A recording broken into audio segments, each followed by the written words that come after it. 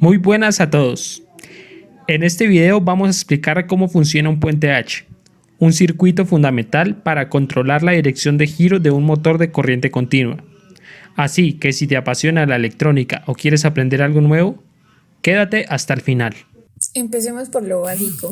¿Qué es un puente H? Pues bien, un puente H con transistores es un circuito que se utiliza para controlar la dirección de giro de un motor de corriente continua. Su función principal es controlar la polaridad de la corriente que llega a un motor, permitiéndole girar en dos direcciones, hacia la derecha y hacia la izquierda. Su nombre se debe a la forma típica del circuito que se asemeja a la letra H. Podemos ver en el esquema del puente H en la imagen número 1 y en la 2 cómo cambiando la polaridad cambia la dirección de giro. Para entender cómo funciona el puente H, observemos el diagrama.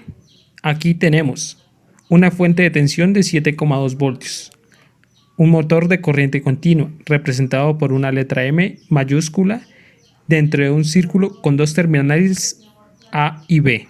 6 transistores donde podemos encontrar Q1 y Q6, que son dos transistores NPN 2N2222. Q3 y Q5, que son dos transistores NPN tip 31, y Q2 y Q4, que son dos transistores PNP tip 32. 4 resistencias de 1 kΩ y 2 de 27 ohmios. 4 diodos de silicio 1N4004. También, adicional a esto, vamos a tener en cuenta una fuente B1 independiente y un interruptor, además del hilo conductor que está en el circuito. Bueno, para este análisis es importante tener en cuenta algunas claridades, como por ejemplo, B1 alimenta un circuito solo de control con una tensión diferente a la suministrada por el motor, lo que quiere decir que al momento de accionarse, el interruptor proporciona tensión al circuito asociado a Q1.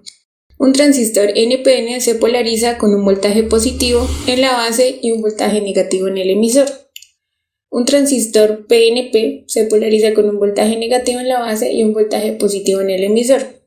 Para el circuito, tanto Q2, Q3, Q4 y Q5 son transistores de potencia. Estos son un tipo de transistor que están diseñados para manejar corrientes y voltajes más altos que los transistores de señal pequeña. Al momento de accionar el interruptor, el circuito de control o de avance se energiza, por lo que se produce una corriente que circula por la base de Q1, lo que permite que el colector y el emisor del transistor queden en cortocircuito, ya que es un tipo NPN. Al quedar en corto emisor y colector, estos funcionan como un conductor, por lo que comienza a fluir una corriente en el sentido de la flecha naranja, la cual llega hasta la base del transistor Q5, el cual es un NPN. Sin embargo, Q5 aún no se ha activado. Recordemos que Q2 es un PNP. Para que este se active necesitamos un voltaje positivo en el emisor, que en el esquema lo brinda la fuente de tensión de 7,2 voltios, y en la base necesitamos un voltaje negativo, que en este caso podemos asumir que es la tensión que se genera al fluir la corriente de la flecha naranja al transistor Q5. Como ambas condiciones se cumplen, entonces comienza a fluir una tensión de emisor a colector en Q2, por lo que la tensión de la fuente llega a la terminal A del motor energizándola positivamente. Recordemos que una bobina consiste en un hilo alrededor del cual se enrolla alambre o hilo de cobre. Para este análisis, asumimos que la bobina es un hilo conductor muy largo, por lo que continuando con la explicación, observamos que la tensión fluye de la terminal A a la terminal B, hasta llegar al colector del transistor Q5, que es un NPN. El transistor Q5 previamente recibía una corriente pequeña en la base, porque la tensión en el colector es mayor. Entonces el transistor Q5 conduce del colector al emisor y ambos quedan en cortocircuito. Para un mejor análisis hemos dejado la tierra hasta el terminal B del motor, ya que la tensión eléctrica que hay en la bobina se transforma en energía magnética. Finalmente el motor queda activado girando en un sentido. En este punto es importante tener en cuenta lo siguiente. En un circuito de punto H los diodos desempeñan un papel fundamental al proteger los elementos del circuito y asegurar su correcto funcionamiento. Su función principal radica en proporcionar una vía de retorno para la corriente cuando los transistores que controlan el motor se encuentran inactivos. Esta acción resulta crucial al interrumpir la alimentación del motor ya que la energía almacenada en la bobina del motor, cuando se desconectan los transistores, debe ser liberada de manera controlada para prevenir posibles daños en los componentes. Los diodos permiten una disipación segura de esta energía, evitando así la generación de picos de tensión que podrían comprometer la integridad de los transistores. Para el retroceso, tiene el mismo funcionamiento que el circuito de avance. Sin embargo, la terminal B tendrá una polaridad positiva y la terminal A estará energizado con una polaridad negativa, lo cual va a cambiar el sentido de giro del motor. Así que para este ciclo de retroceso explicaremos el proceso de una forma más resumida, ya que es el mismo funcionamiento del ciclo de avance.